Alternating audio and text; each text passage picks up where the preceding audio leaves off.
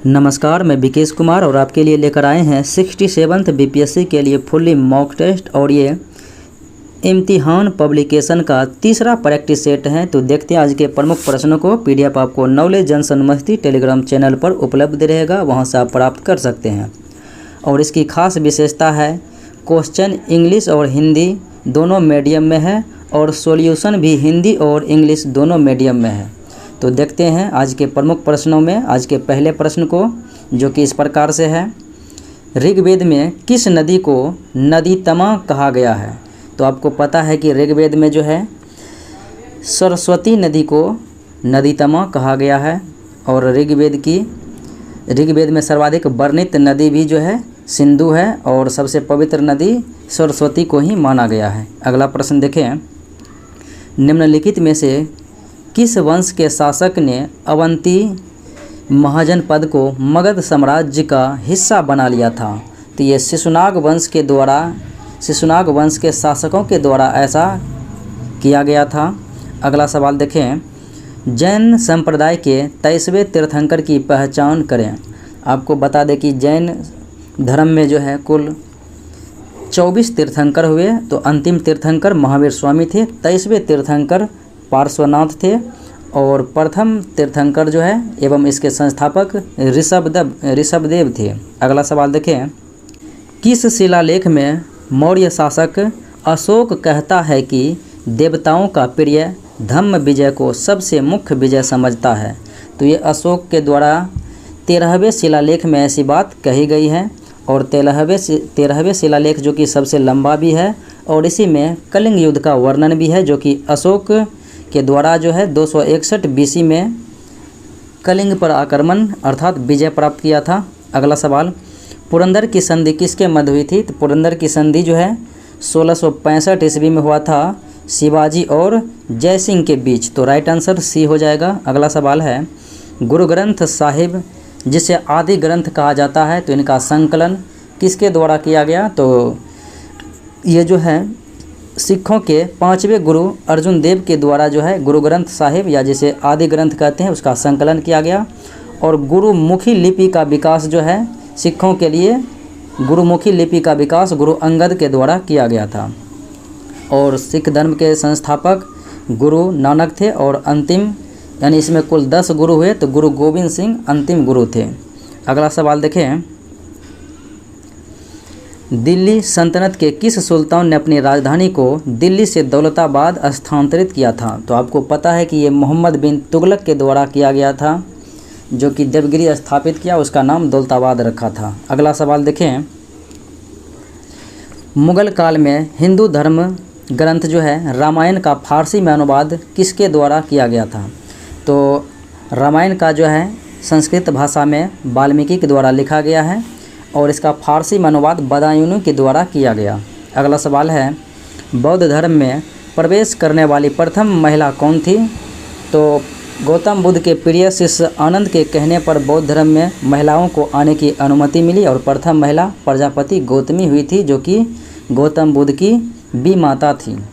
निम्नलिखित में से किसने पाटलिपुत्र को पोलीब्रोथा कहा था? तो पाटलिपुत्र को जो है 7 भागों में बांटने वाले थे और ये जो है चंद्रगुप्त मौर्य के समय में भारत आए थे और ये थे मेगास्थनीज के द्वारा ऐसा बात कहा गया था। अगला सवाल देखें। किसने नालंदा महाविहार की स्थापना? तो नालंदा विश्वविद्यालय की स्थापना कुमारगुप्त प्रथम के द्वारा किया गया था। शेरशाह का मकबरा सासाराम बिहार रोहतास जिला में है। अली गौहर ने 1760 ईस्वी में बिहार के किस नगर पर घेरा डाला था?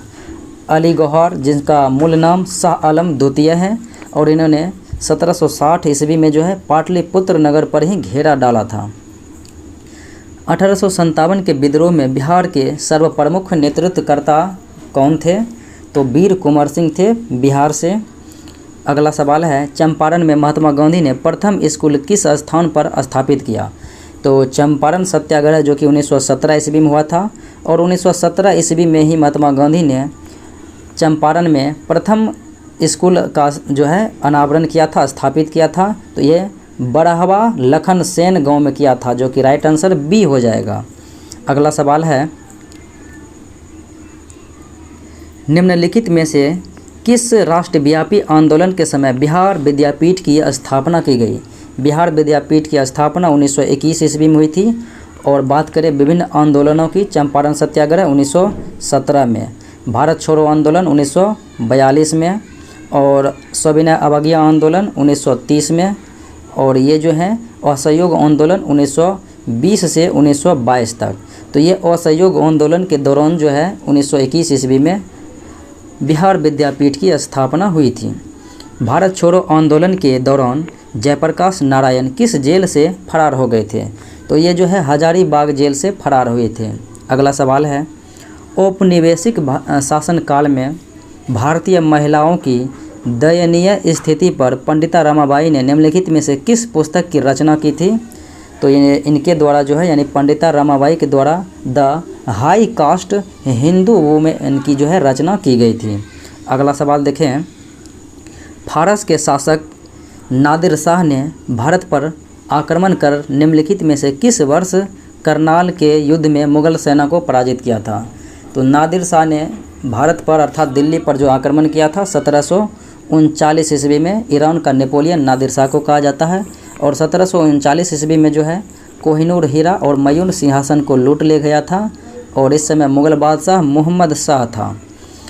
ब्रिटिश भारत में लॉर्ड बेलेजली की सहायक संधि के तहत सर्वप्रथम किस देशी राज्य ने समझौते पर हस्ताक्षर किया? तो देशी राज्य वो हैदराबाद के निजाम थे जिन्होंने 1798 ईस्वी में लॉर्ड बेलेजली के साथ सहायक संधि स्वीकार किया था। वास्को डी गामा किन किन वर्षों में भारत आया था? तो आपको ज्ञात हो कि वास्को डी गामा पहली बार 1498 में भारत आया था और दूसरी बार 1502 ईस्वी में। तो ये किन किन वर्षों में? तो ये हो गया, उपयुक्त आंसर हो जाएगा इनमें से एक से अधिक, ई हो जाएगा राइट आंसर।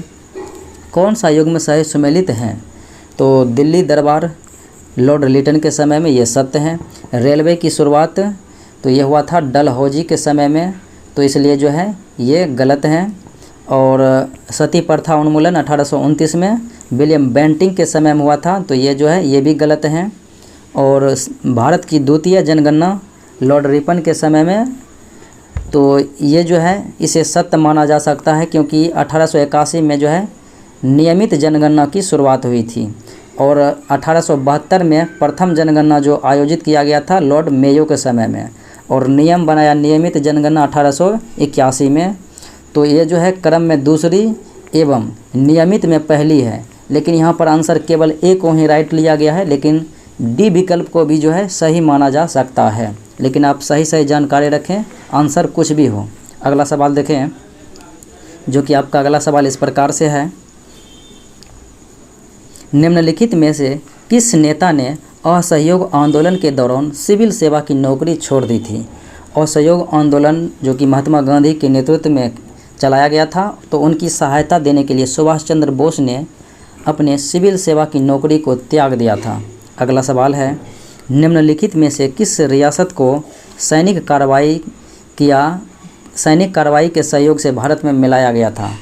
तो बात करें जूनागढ़ तो जनमत संग्रह पर, और जम्मू कश्मीर को विलय पत्र पर हस्ताक्षर द्वारा, हैदराबाद को ऑपरेशन पोलो के माध्यम से जो है पुलिस कार्रवाई के द्वारा जो है भारत में मिलाया गया था। तो राइट आंसर सी हो जाएगा। अगला सवाल देखें, निम्नलिखित घटनाओं में जो है कालक्रम अनुसार व्यवस्थित करना है, तो कौन सा ऑप्शन है? तो क्रिप्स मिशन की बात करें तो 1942 में, और बेबेल योजना 1945 में, और कैबिनेट मिशन 1946 में भारत आया था, और क्लीमेंट एटली की घोषणा 20 फरवरी 1947 को की गई थी। तो आपको जो है ए विकल्प बिल्कुलतः सत्य है। अगला सवाल देखें, साम्राज्यवाद एवं सैन्यवाद पूंजीवाद की जुड़वा संतानें हैं। साम्राज्यवाद एवं सैन्यवाद पूंजीवाद की जो है जुड़वा संतानें हैं। तो यह कथन निम्नलिखित में से किस नेता के द्वारा कहा गया है? तो लाला लाजपत राय के द्वारा कहा गया।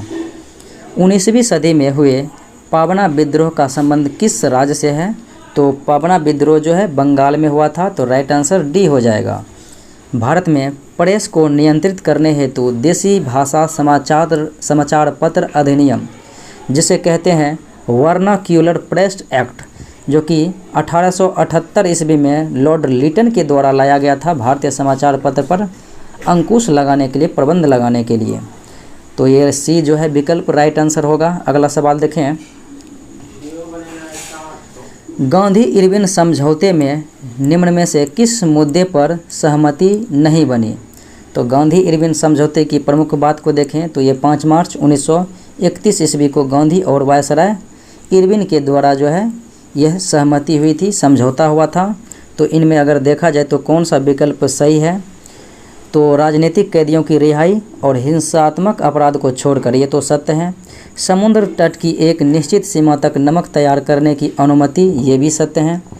शराब और देसी वस्तुओं की दुकानों पर शांतिपूर्ण प्रदर्शन की आज्ञा, ये भी सही है। और पुलिस द्वारा जनता पर ज्यादतियों की जांच कराई जाएगी, ये जो है इसके बारे में सही नहीं है।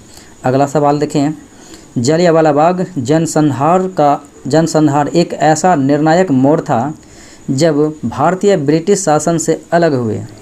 तो जलियांवाला बाग के संबंध में कहा गया है किसी इतिहासकार के द्वारा कि जलियांवाला बाग जनसंहार एक ऐसा निर्णायक मोड़ था जब भारतीय ब्रिटिश शासन से अलग हुए थे। तो ये APJ टेलर के द्वारा कहा गया। भारतीय राष्ट्रीय कांग्रेस ने आज़ादी से पूर्व प्रथम स्वतंत्रता दिवस मनाने का निर्णय लिया था और प्रथम स्वतंत्रता दिवस मनाया गया था 26 जनवरी 1930 ईस्वी को। अगला सवाल देखिए, दक्षिण अफ्रीका में महात्मा गांधी का समाचार पत्र जो प्रकाशित हुआ था वो था इंडियन ओपिनियन। तो ये जो है साप्ताहिक समाचार पत्र है। 1857 के विद्रोह में शामिल होने के कारण मुगल बादशाह बहादुर शाह जफर पर मुकदमा कहाँ पर चलाया गया? तो बहादुर शाह जफर को जो है रंगून के लिए निर्वासित किया गया था, लेकिन इनके ऊपर दिल्ली में ही मुकदमा चलाया गया था और इसकी मृत्यु तो रंगून में ही हो गया।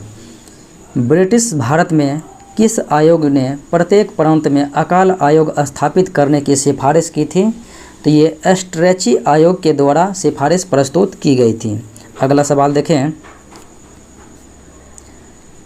शक्तियों का पृथक्करण संबंधित है। तो शक्तियों का पृथक्करण संबंधित है कॉर्नवालिस संहिता से, जो कि 1793 ईस्वी में लॉर्ड कॉर्नवालिस के द्वारा दिया गया था। अगला सवाल है, 26 नवंबर भारत में संविधान दिवस के रूप में मनाया जाता है।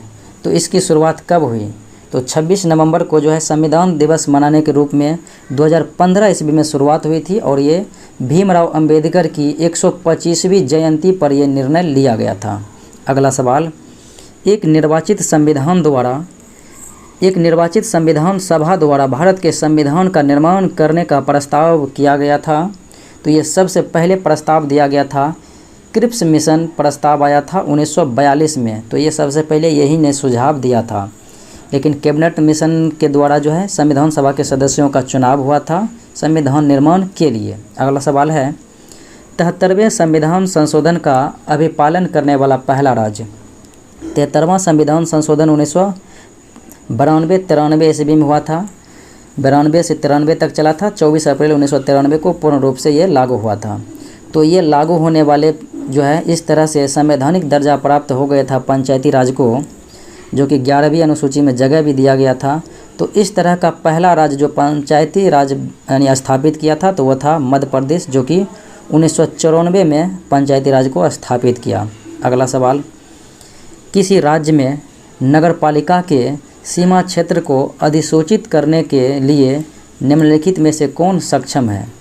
तो किसी भी राज्य में नगरपालिका के सीमा क्षेत्र को अधिसूचित करने के लिए उस राज्य के राज्यपाल जो है सक्षम होते हैं। किसी जाति तथा जनजाति को अनुसूचित जाति तथा अनुसूचित जनजाति घोषित करने हेतु संपन्न संवैधानिक प्राधिकार, यानी भी किसी भी जाति को अनुसूचित जाति या फिर अनुसूचित जनजाति भारत के राष्ट्रपति ही घोषित कर सकते हैं। निम्न संविधान संशोधन में से किस एक के अंतर्गत दिल्ली राष्ट्रीय राजधानी क्षेत्र का दर्जा दिया गया था? तो ये 69वां संविधान संशोधन हुआ था 1991 में, जो कि दिल्ली को जो है राष्ट्रीय राजधानी क्षेत्र का दर्जा दिया गया था। अगला सवाल है, किसने कहा था कि राष्ट्रपति का राजकीय आपात अधिकार संविधान के साथ धोखा है?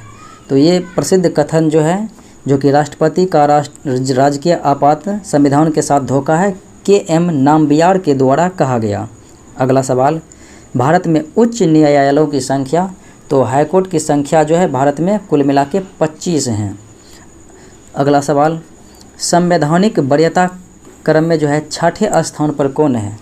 तो आपको पता है कि पहले स्थान पर राष्ट्रपति, दूसरे पर उपराष्ट्रपति, तीसरे पर प्रधानमंत्री और चौथे पर राज्यपाल और पांचवें पर भूतपूर्व राष्ट्रपति, छठे पर लोकसभा के अध्यक्ष और भारत के मुख्य न्यायाधीश।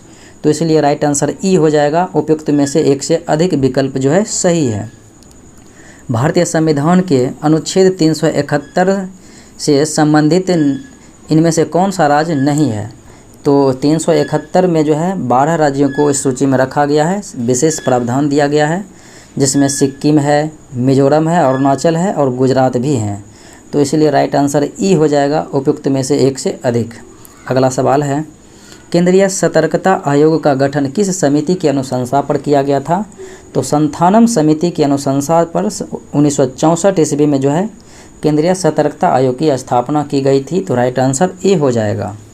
अंतर्राज्यीय परिषद के गठन का प्रावधान तो भारतीय संविधान के अनुच्छेद 263 में दिया गया है। निम्नलिखित में से कौन सी नदी सर्वाधिक देशों से होकर गुजरती है? तो विश्व की सबसे लंबी नदी तो है नील नदी, लेकिन वो जो कि सर्वाधिक देशों से होकर गुजरती है तो यूरोप के जो है 9 देशों से होकर गुजरती है और वो नदियां हैं डैन्यूब नदी। तो राइट आंसर सी हो जाएगा। गालापागोस द्वीप किस महादेश के अंतर्गत है? तो ये दक्षिणी अमेरिकी देश इक्वाडोर के आसपास पड़ता है। तो ये दक्षिण अमेरिका महाद्वीप में जो है पड़ता है और ये प्रशांत महासागर में है गालापागोस द्वीप। अगला सवाल देखें, विश्व की सबसे गहरी झील जो कि बैकाल झील है और ये जो है रूस में ही है, और विश्व की सबसे बड़ी झील कैस्पियन सागर भी रूस में, वो जो है ये सब जो है रूस के एशियाई वाले भाग में है। अगला सवाल है, चीनी के कटोरा के नाम से क्यूबा को जाना जाता है। बॉक्साइट उत्पादन में प्रथम स्थान पर कौन सा देश है? तो प्रथम स्थान पर ऑस्ट्रेलिया है। दिए गए पत्तन यानी कि पोर्ट एवं संबंधित देशों का मिलान कीजिए। तो कोलंबो पोर्ट श्रीलंका में, और पुर्तगाल लिस्बन पुर्तगाल में, काहिरा मिस्र में और कोपेनहेगन डेनमार्क में। इस प्रकार से आप सम्मिलित कर सकते हैं। संघ शासित क्षेत्र पुदुचेरी की अवस्थिति निम्नलिखित में से किन राज्यों के बीच है? तो पुदुचेरी की अवस्थिति यानी इनका क्षेत्र अगर देखेंगे तो तमिलनाडु में भी है, केरल में भी है और आंध्र प्रदेश में भी मिलता जुलता है, इसलिए राइट आंसर हो जाएगा सी। अगला सवाल देखें, भारत का सबसे ऊंचा जलप्रपात किस नदी पर है? तो कुचिकल जलप्रपात जो है भारत का सबसे ऊंचा जलप्रपात है, कर्नाटक के बराही नदी पर है और ये 455 मीटर ऊंचा है।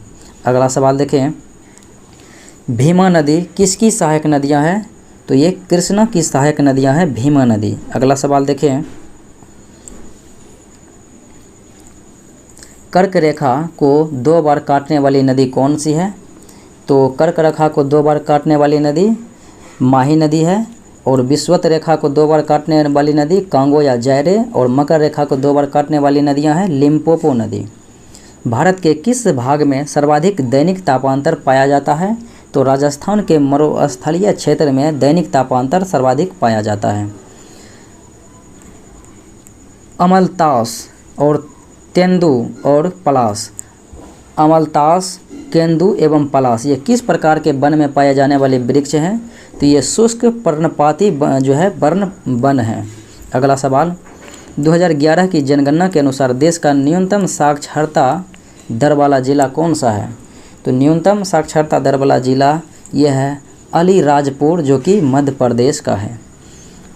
भारत में जनजातीय जनगणना 2011 के अनुसार शीर्ष अनुसूचित जनजाति वाला राज्य, तो सबसे ज़्यादा अनुसूचित जनजाति यानी कि एसटी मध्य प्रदेश में, और एससी रहेगा तब हो जाएगा उत्तर प्रदेश में अनुसूचित जाति। कृषि जलवायु क्षेत्र के अनुसार जोन 1 में बिहार के कितने जिलों को रखा गया है? तो जोन 1 में जो है कृषि जलवायु के क्षेत्र के अनुसार से जो है 13 जिलों को रखा गया है, और जोन 2 में जो है 8 जिलों को रखा गया है और जोन 3 में जो है 17 जिलों को रखा गया है। अगला सवाल है, मखाना शोध संस्थान कहाँ पर स्थापित है? तो ये बिहार के ही कहाँ पर है? तो ये दरभंगा में है। अगला सवाल है, देश के 4 महानगरों को जोड़ने वाली स्वर्णिम चतुर्भुज बिहार के किस जिले से होकर नहीं गुजरती है? स्वर्णिम चतुर्भुज में जो है दिल्ली है, कोलकाता है, मुंबई है, चेन्नई है और 5846 किलोमीटर की ये जो है परियोजनाएं हैं। ये विभिन्न राजमार्गों को, महानगरों को जोड़ती है। तो इसमें जो है कैमूर, औरंगाबाद और रोहतास आ जाता है, जबकि नवादा इनसे संबंधित नहीं है। अगला सवाल देखें, एशिया का सबसे पुराना रेलवे वर्कशॉप कहाँ पर अवस्थित है? तो ये जमालपुर में ही अवस्थित है, बिहार के मुंगेर जिला में।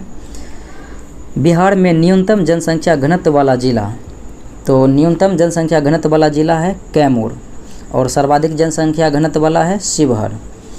वन रिपोर्ट 2021 के अनुसार वर्तमान बिहार में वन क्षेत्र कुल कितने % क्षेत्रफल पर हैं? तो कुल 7.84% पर जो है बिहार में वन है। अगला सवाल है, भारत वित्तीय वर्ष जो है 2022-23 के बिहार बजट का आकार या फिर कुल व्यय बजट कितना है? तो 2,49,761.19 करोड़ रुपया है। विकल्प डी हो जाएगा राइट आंसर। सर्वाधिक वन क्षेत्र वाले बिहार के जिलों का सही क्रम, तो सबसे ज़्यादा वन क्षेत्र बिहार के किस जिले में है? फिर उससे बाद घटते क्रम में यानी कि जिलों का क्रम, तो सबसे ज़्यादा कैमूर में है, फिर जमुई में है और फिर पश्चिमी चंपारण में है, उसके बाद फिर गया में है। तो राइट आंसर आपका डी विकल्प, सी विकल्प जो है सही होगा। अगला सवाल देखें, बिहार में जो है प्रति व्यक्ति बिजली खपत 2021 ईस्वी में कितनी थी? तो 2021 ईस्वी में प्रति व्यक्ति बिजली की खपत 350 किलोवाट प्रति घंटा था। केंद्रीय बजट 2022-23 में सर्वाधिक खर्च किस मद में अनुमानित हैं? तो 20% जो है बजट का 20% खर्च जो है अनुमानित है ब्याज भुगतान पर, इसीलिए राइट आंसर ए हो जाएगा। अगला सवाल देखें, उदय योजना से जुड़ने वाला पहला राज्य कौन सा है? 2015 में ये योजना की शुरुआत हुई थी और उदय योजना से जुड़ने वाला पहला राज्य है झारखंड। अगला सवाल है, नवंबर 2021 के अंत तक विदेशी मुद्रा भंडार के मामले में भारत का विश्व में स्थान चौथा है और पहले स्थान पर कौन है? तो ये चाइना है। अगला सवाल, निम्नलिखित में से कौन सा मिलान सही सुमेलित नहीं है? बॉम्बे प्लान 1944, ये तो सही है। गांधीबाजी योजना, ये भी 1944 में श्रीमान नारायण के द्वारा, तो यही जो है सुमेलित नहीं है। और फिर जन योजना 1945, ये सही है और सर्वोदय योजना 1950, ये भी सही है। अगला सवाल है, मुद्रा के नकदी लेन देन सिद्धांत के प्रतिपादक कौन थे? तो नकदी लेन देन के सिद्धांत के प्रतिपादक थे फिशर साहब, तो ये हो जाएगा राइट आंसर। रोजगार मापन के लिए मानक व्यक्ति वर्ष को किस पंचवर्षीय योजना में अपनाया गया? तो मानक व्यक्ति वर्ष को अपनाया गया था 6ठी पंचवर्षीय योजना में, तो राइट आंसर डी हो जाएगा।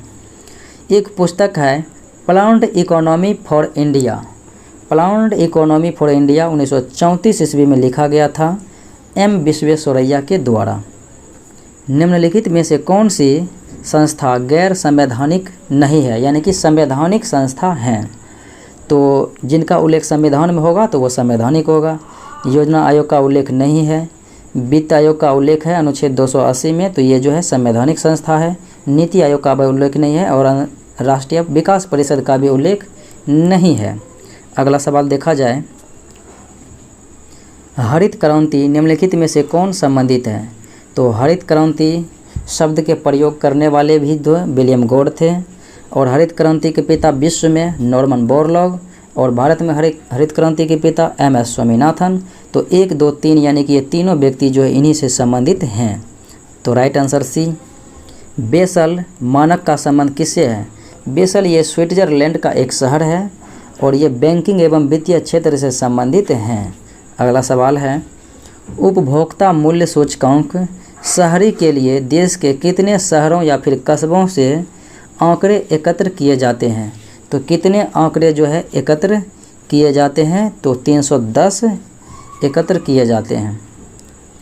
भारत में 20 सूत्री कार्यक्रम को किस वर्ष से शुरू किया गया? तो ये जो है अपनाया गया था 1975 ईस्वी में इंदिरा गांधी के द्वारा। अगला सवाल देखें, राष्ट्रीय पोषण सप्ताह 2021 की थीम क्या था? तो पोषण सप्ताह 2021 में जो थीम रखा गया था वो था feeling smart right from start. Feeling smart right from start. अगला सवाल है, निम्न में से भारत के किस राष्ट्रीय राजमार्ग के भाग को आपातकालीन हवाई पट्टी के रूप में विकसित किया है? तो आपातकालीन हवाई पट्टी के रूप में विकसित किया गया है NH 925A को। अगला सवाल है, हाल ही में संपन्न हुए टोक्यो ओलंपिक के संदर्भ में कौन सा कथन सही नहीं है यानी कि गलत है? तो इस ओलंपिक में भारत ने अब तक का सर्वश्रेष्ठ प्रदर्शन किया, ये बात सत्य है।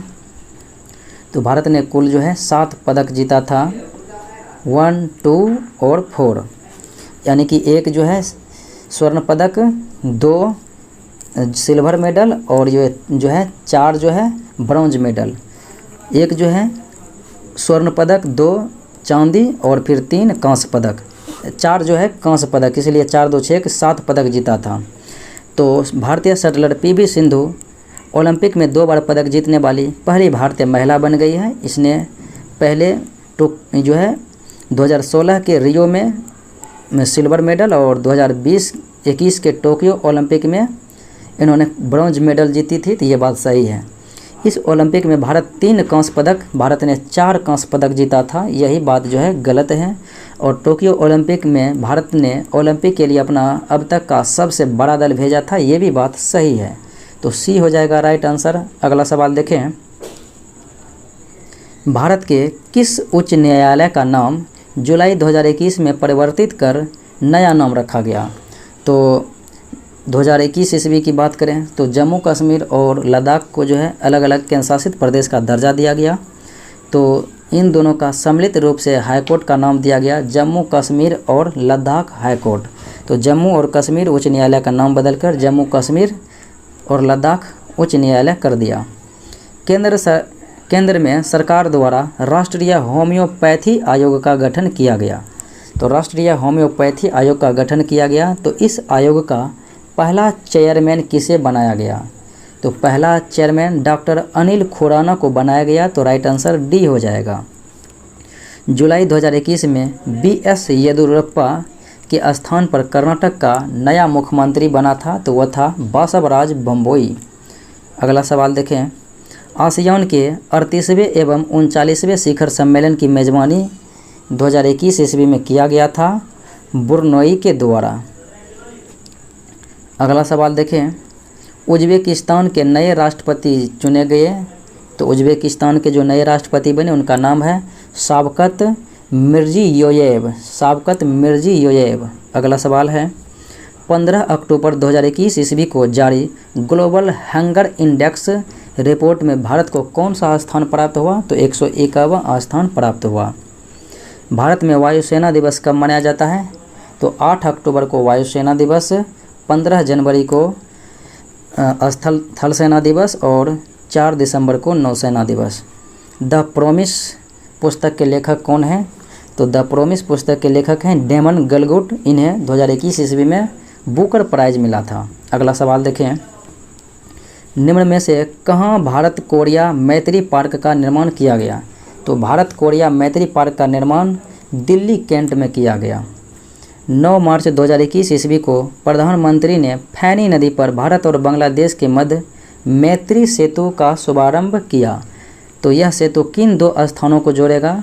तो यह जो है सबरूम त्रिपुरा के क्षेत्र में है और रामगढ़ बांग्लादेश में है। सबरूम से रामगढ़ को जोड़ेगा। अगला सवाल है, भारत सरकार ने यूक्रेन में फंसे भारतीयों को वापस लाने हेतु कौन सा ऑपरेशन शुरू किया? तो यह था ऑपरेशन गंगा। अगला सवाल है, नेशनल लॉजिस्टिक प्रदर्शन सूचकांक 2021 में बिहार का स्थान, तो ये था 19वां। और प्रथम स्थान पर बात करें तो गुजरात राज्य पहले स्थान पर था और बिहार को 19वां स्थान प्राप्त हुआ। ऑल इंग्लैंड बैडमिंटन चैंपियनशिप के फाइनल में भारत के लक्ष्य सेन को हराकर किसने खिताब अपने नाम कर लिया? तो ये विक्टर एलेक्सेन ने जो है अपने नाम कर लिया था। अगला सवाल है, अप्रैल 2021 में भारत के पहले मानव अंतरिक्ष मिशन जिनका नाम था गगनयान मिशन, तो इसके लिए भारत के अंतरिक्ष एजेंसी इसरो ने किस देश के साथ समझौता किया? तो इसरो ने जो है फ्रांस के जो है अंतरिक्ष एजेंसी CNES के साथ समझौता किया। तो राइट आंसर सी हो जाएगा, यानी कि गगनयान मिशन जो है नासा और फ्रांस के अंतरिक्ष एजेंसी के इसरो और फ्रांस के अंतरिक्ष एजेंसी के साथ जाएगा। अप्रैल 2022 में समाचार सुर्खियों में रहा था गाओफैन 303। तो गाओफैन 303 जो है यह एक पृथ्वी उपग्रह है जो कि चाइना के द्वारा किया गया था। अगला सवाल देखें, थल सेना अभ्यास है, यानी कि थल सेना का जो है सैन्य अभ्यास है काजिंद। तो काजिंद भारत और कजाकिस्तान के द्वारा आयोजित किया जाता है संयुक्त सैन्य अभ्यास। बिहार के सभी गांवों में सोलर स्ट्रीट लाइट के लिए वित्तीय वर्ष 2021-22 में कितने करोड़ रुपये का बजट प्रावधान किया गया था? तो 150 करोड़ रुपये का जो है बजट का प्रावधान किया गया था। अगला सवाल है, भारतीय खाद्य सुरक्षा और मानक प्राधिकरण फासाई की रिपोर्ट के अनुसार 2020-21 ईस्वी में खाद्य सुरक्षा सुनिश्चित करने में बिहार बड़े राज्यों में किस स्थान पर? तो बिहार जो है खाद्य सुरक्षा सूचकांक में नीचे से पहले स्थान पर है और प्रथम स्थान पर ऊपर से जो है तो गुजरात राज्य पहले स्थान पर हैं। अगले प्रश्नों को देखें, देश का पहला शिल्पकला म्यूजियम कहाँ पर बनाया जा रहा है? तो ये बिहार के राजधानी पटना में ही बनाया जा रहा है। अगला सवाल है, निम्न में से किस स्थान पर बिहार का दूसरा एम्स बनाया जाएगा? पहला एम्स तो पटना में है और दूसरा एम्स जो है दरभंगा में बनाया जाएगा। अगला सवाल, अप्रैल 2022 में मुंबई में आयोजित 40वें हुनर हाट संस्करण का उद्घाटन किसने किया? तो ये भारत के सूचना प्रसारण एवं खेल मंत्री अनुराग ठाकुर के द्वारा 40वें हुनर हाट संस्करण का उद्घाटन किया गया था मुंबई में। बिहार राज्य योजना बोर्ड का उपाध्यक्ष किसे बनाया गया? बिहार राज्य के योजना बोर्ड का अध्यक्ष की बात करेंगे तो अध्यक्ष कौन है? तो अध्यक्ष हैं नीतीश कुमार माननीय मुख्यमंत्री, और उपाध्यक्ष बनाया गया है श्री विजेंद्र प्रसाद यादव को। तो राइट आंसर हो जाएगा बी, अध्यक्ष मुख्यमंत्री और उपाध्यक्ष विजेंद्र प्रसाद यादव। अगला सवाल देखें, विश्व बैंक की रिपोर्ट के अनुसार भारत में 2011 की तुलना में 2019 में गरीबी की मात्रा कितने प्रतिशत में कमी आई? तो गरीबी की मात्रा में जो है 12.3% की कमी आई। अगला सवाल है, बिहार का कौन सा जिला क्रमशः प्रति व्यक्ति घरेलू उत्पाद में सर्वाधिक एवं सबसे कम है? तो सर्वाधिक प्रति व्यक्ति आय वाला जिला है पटना और सबसे कम है शिवहर। तो राइट आंसर आपका डी हो जाएगा।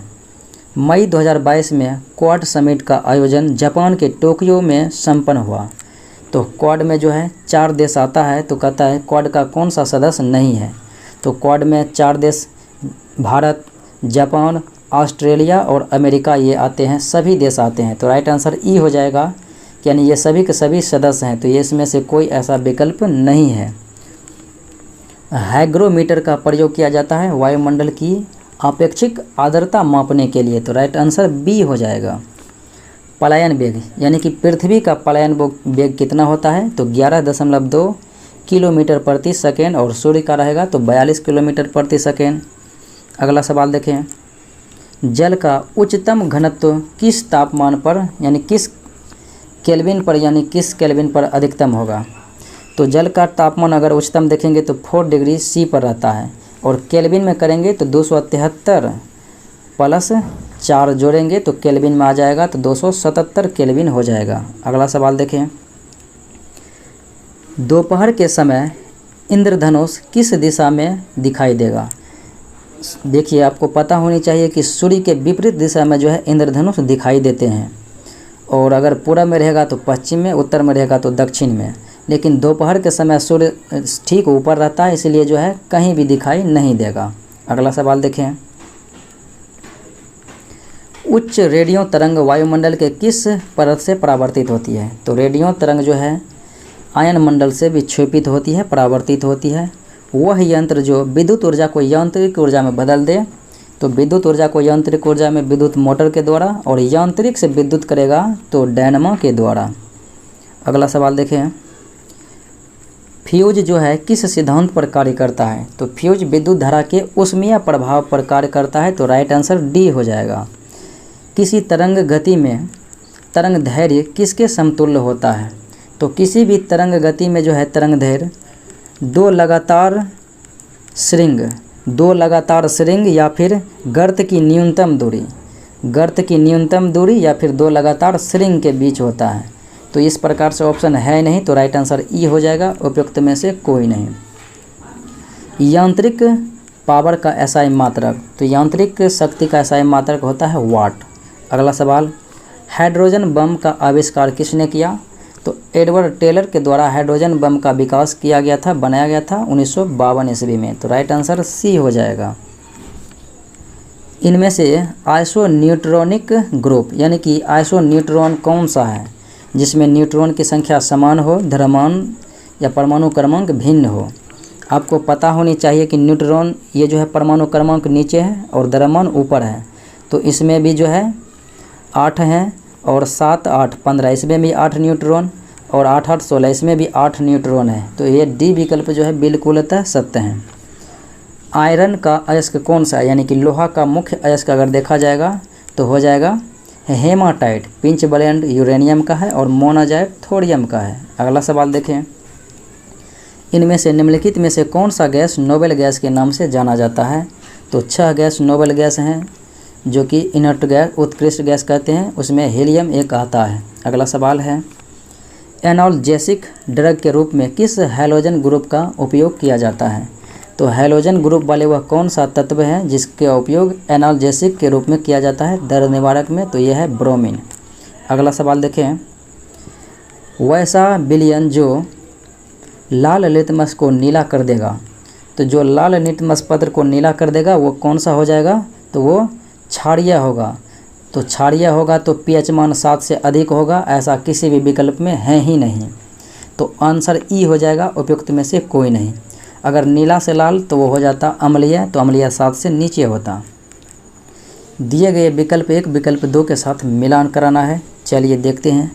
नीला थोथा कॉपर सल्फेट को कहा जाता है, और इप्सन सॉल्ट जो है इप्सन लवण मैग्नीशियम सल्फेट को, बेकिंग सोडा सोडियम बाइकार्बोनेट को, और कास्टिक सोडा सोडियम हाइड्रोक्साइड को। इस प्रकार से मैचिंग कर सकते हैं। अगला सवाल देखें, निम्नलिखित में से किस बहुलक का प्रयोग नॉन स्टिक पैन के उत्पादन में किया जाता है? तो नॉन स्टिक बर्तन, नॉन स्टिक पैन बनाने में किसका प्रयोग किया जाता है? तो टेफ्लॉन का प्रयोग किया जाता है। वर्षा की मात्रा निम्नलिखित में से किस पर निर्भर करती है?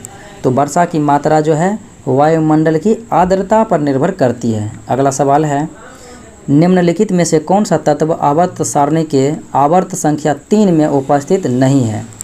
अगर आवर्त सारणी के आवर्त संख्या 3 में देखें तो सोडियम 11 पर है, सल्फर 16 पर हैं, एल्यूमिनियम 13 पर हैं, और आर्गन जो है 18वें पर हैं क्रमांक संख्या।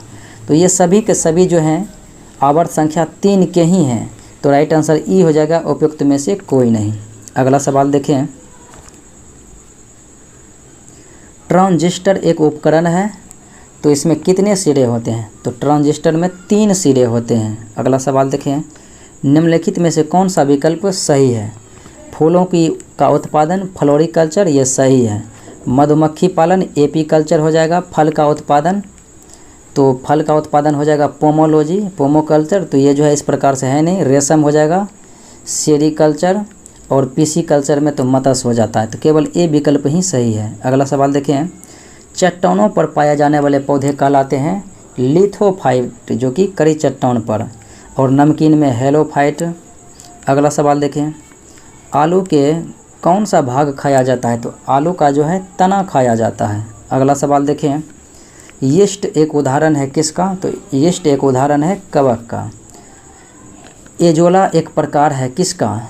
यानी कि एजोला जो है एक प्रकार से क्या है? तो यह एक जलीय फर्न है। तो राइट आंसर ए हो जाएगा। कोशिका झिल्ली निम्नलिखित में से किससे बना होता है? तो कोशिका झिल्ली बनी होती है लिपिड से और प्रोटीन से। तो राइट आंसर हो जाएगा डी। निम्नलिखित में से रक्त का कौन सा भाग संक्रमण से रक्षा करता है? WBC संक्रमण से रक्षा करता है।